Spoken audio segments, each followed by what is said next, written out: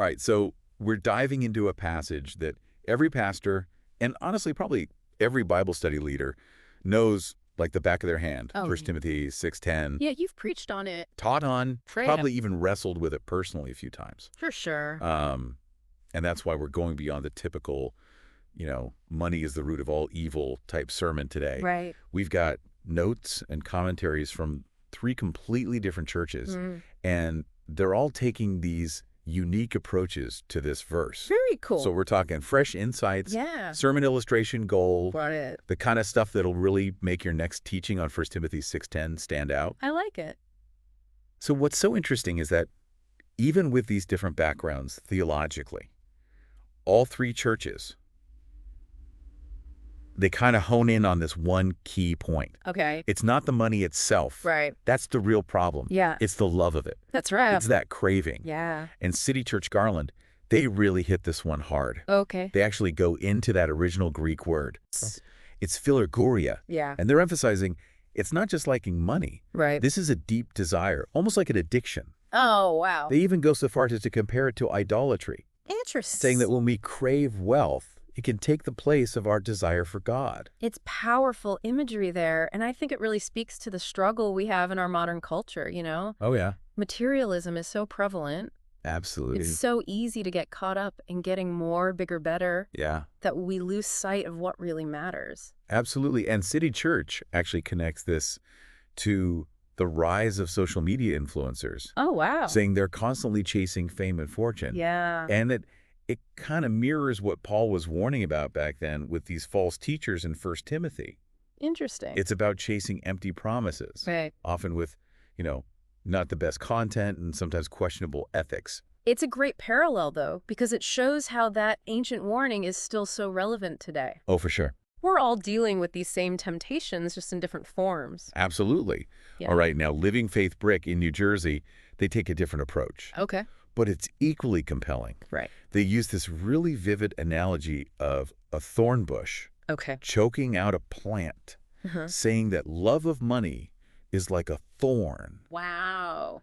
preventing us from growing spiritually. I love that visual. Yeah. I mean, it really speaks to how these messed up priorities can actually stunt our growth. For sure. You get so tangled up in wanting to be wealthy that we forget about our spiritual well-being. Right. Our relationships, our calling. Right, and they go even deeper with this. Oh, wow. They connect it to the idea of being fruitful. Okay. They say just like a plant that's covered in thorns can't bear any fruit, Yeah. a heart that's consumed by the love of money, Mm. it can't produce the good works that a follower of Christ should be known for. That's powerful because it's not just about avoiding evil. Right. It's about actively pursuing good. That's And if we're constantly thinking about material gain, then we're going to fall short of that calling to, be agents of God's love and grace in the world. Absolutely. Yeah. All right, so then we have Fleming Island United Methodist. Okay. And they start by pointing out how often this verse is misquoted. Oh, really? 1 Timothy 6:10. Yeah. It's not saying money is evil, Right. but that the love of it Yeah. leads to all kinds of trouble. Yeah. It's a subtle distinction, It is. but man, is it important. It is a crucial point to clarify. Yes. I think for a lot of people, especially those who are struggling financially, Right. they might feel condemned by that verse. Exactly. So it's important to emphasize that it's not about having wealth. Right. It's about our attitude towards it. And Fleming Island uses a really interesting illustration to get this across. Okay. They talk about this Jewish tradition Okay. called the Havdalah ceremony. Mm-hmm. There's a part in it where a cup is literally overflowing with wine, and it symbolizes God's blessings pouring out I see. into our lives. Okay. And the idea is that these blessings are supposed to be shared, Right. not hoarded. Yeah. It's a beautiful image, Yes. especially when you contrast it with that picture of someone clinging tightly to their wealth. Right. It reminds us that we're called to be conduits of God's blessing, Yeah. not dead ends. For sure. So we've got 3 totally different takes on the core message of 1 Timothy 6:10, Yeah. each offering unique perspective and some really great illustration material. I'm impressed with how each church found fresh angles and relatable examples Me too. that speak to their specific contexts. Yep. Proves that even a familiar verse like this can still give us new insights Absolutely. if we're willing to dig deeper. And for our listeners who are pastors and Bible study leaders and who already know this verse, Yeah. this is where the gold is. Right. It's going beyond the obvious Yeah. and finding ways to make this message come alive. Now, before we move on, I think it's important to point out that all three churches, they kind of touch on these bigger themes that are woven throughout Scripture, and that's what we're going to unpack next. I'm excited because while each approach has its unique flavor, Yes. there are some common threads that tie them all together. Absolutely. And exploring those, I think, can help us get a deeper understanding of what 1 Timothy 6:10 is really all about. For sure. So we've got these three distinct approaches to 1 Timothy 6:10. Yep. Each one offering these unique insights and sermon illustrations. Right. But even beyond those individual interpretations, Yeah. there are these overarching themes that kind of connect all these sermons. Yes, they're not just talking about money by itself, right? They're connecting it to these bigger concepts like true gain, Yes. stewardship and legacy. Absolutely. Themes that really hit home with, any Christian audience. For sure. And City Church really puts true gain front and center in their message, saying that real lasting fulfillment comes from a relationship with God, Right. not from piling up wealth and possessions. Which in today's world, Right. with all the consumerism, Absolute. can feel pretty radical. Oh, yeah. We're constantly bombarded with, you need more, you need more, you need more. Exactly. So how did City Church make that concept of true gain Yeah. really resonate with their congregation? Well, they did something really clever. Okay. Instead of just putting down materialism, Yeah. they reframed the whole idea of wealth. Okay. They asked, what if true wealth isn't about what you own, but who you are and what you contribute? I like that. Right. It's shifting the focus from those external possessions to internal character Exactly. and, the impact we have on the world around us. Yeah, it's not about that big bank account. Right. It's about living a life with meaning and purpose. Yeah. And they actually illustrated this point with stories of people who found true fulfillment, Yeah. not through financial success, but through acts of service, Mm-hmm. creative expression, Yeah. and deep connection with others. That's good. That's powerful. It is. I mean, they argued that these are the true riches, Yeah. the ones that last, Sure. the things that money can't buy. And that's a message that I connect with. Meets But I leads. bet their congregation did too. Absolutely. It's that reminder that our worth Yeah. isn't tied to our net worth. Exactly. Now, while City Church focused on true gain, Yeah. Fleming Island, they really dug into the concept of stewardship, Okay. reminding their listeners that everything we have, time, Yeah. talents, resources, Hmm. ultimately it all belongs to God. Yeah. And we're called to manage those gifts responsibly. That's a great point because stewardship isn't just about tithing Right. or, just charitable giving. Yeah. It's about how we manage everything that God has given us. It's living intentionally, Yes. asking ourselves, how can I use what I've been given to honor God and serve others? And Fleming Island actually connected this to some real practical issues, Oh, good. like making smart financial decisions, avoiding debt, Yeah.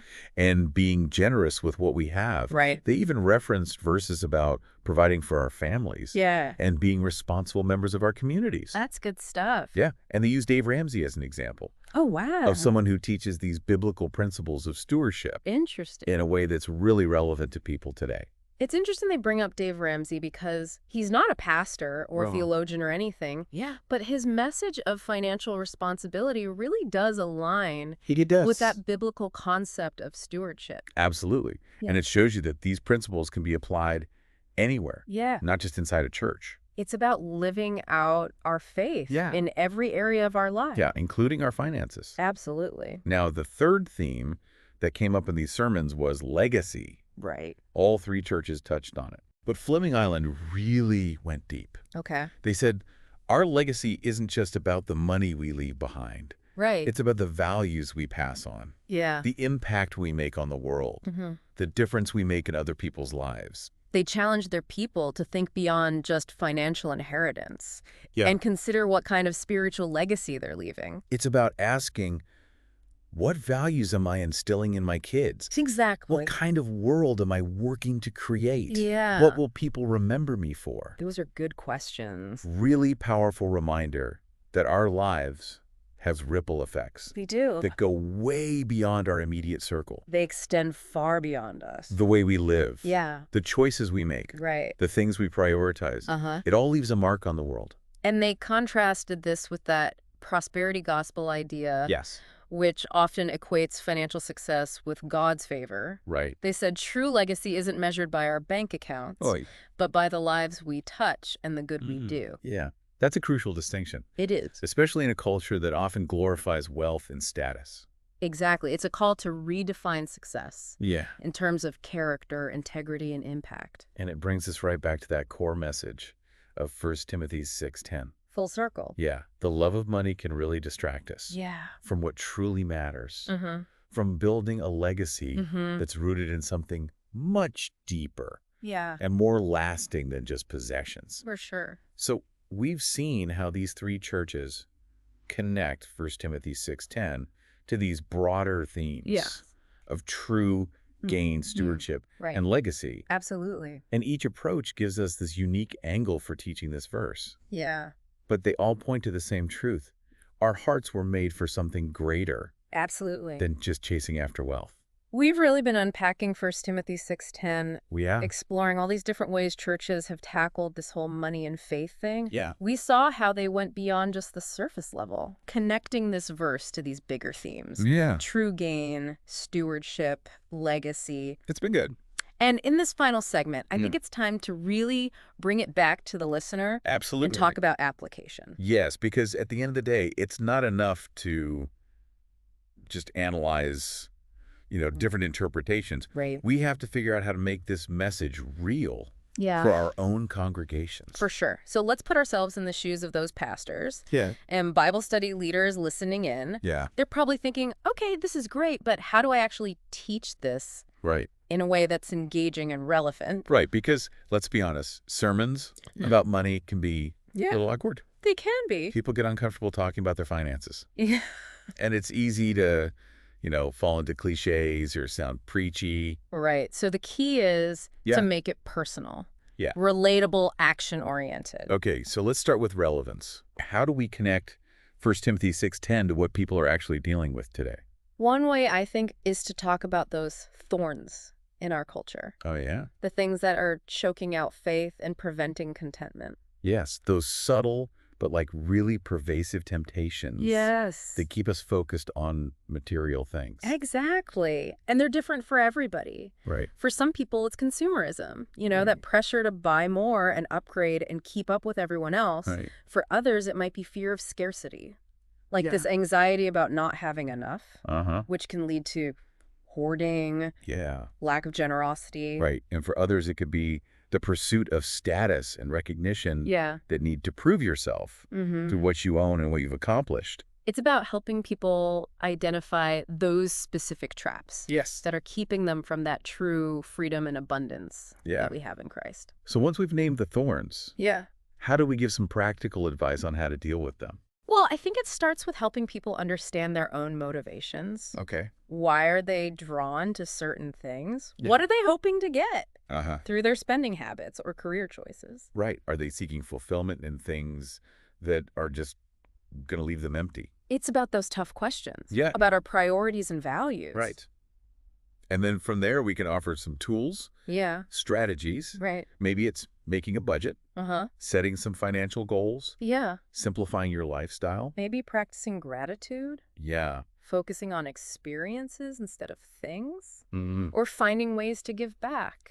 And it's not about legalism or guilt-tripping people. Yeah. It's about helping them experience that freedom and joy that comes from living in line with God's values. And that's where stewardship comes in. Absolutely. It's not about the rules. Right. It's about recognizing that everything we have is a gift from God. And using it wisely. And generously. So how do we teach about stewardship in a way that's biblical, but also relevant? Yeah, to what people are dealing with today. Well, I think one key is to move beyond just talking about money. Okay. Stewardship is about all aspects of our life. Right, our time, our talents, our relationships. Yeah, it's recognizing that everything is a trust from God. Okay. And we're accountable to Him. So it's not just about giving a certain percentage of our income. Right. It's about asking ourselves, how am I using my time to serve others? Exactly. How am I developing my talents to glorify God? Yes. How am I nurturing my relationships in a way that reflects Christ's love? How am I using my resources to make a positive impact? It's seeing our whole lives Wow. through the lens of stewardship. And when we do that, Yeah. it changes everything. It really does. Our work becomes an act of worship.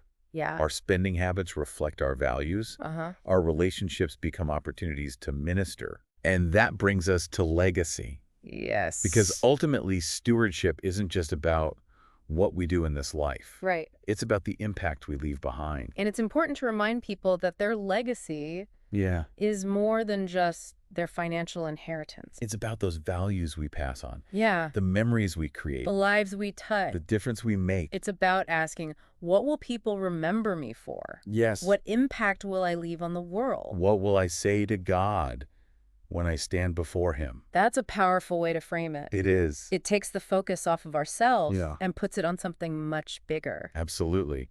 It's recognizing that our lives are part of this bigger story. Yes. A story that started long before us. And continues long after. And our role is to be faithful. Yeah. With all that God has given us. Absolutely. Leaving a legacy of love, Yeah. generosity, impact that will ripple out for generations. That's beautiful. So as we wrap up this deep dive into 1 Timothy 6:10. I hope people are walking away with a renewed sense of purpose. Yeah. It's not just about avoiding the love of money. Right. It's about embracing a love for something much greater. It's about shifting our focus. Yes. From those temporary treasures to eternal riches. That's a message worth sharing. It is. And on living out. Absolutely. Thanks for joining us for this deep dive into 1 Timothy 6:10. It's been a pleasure.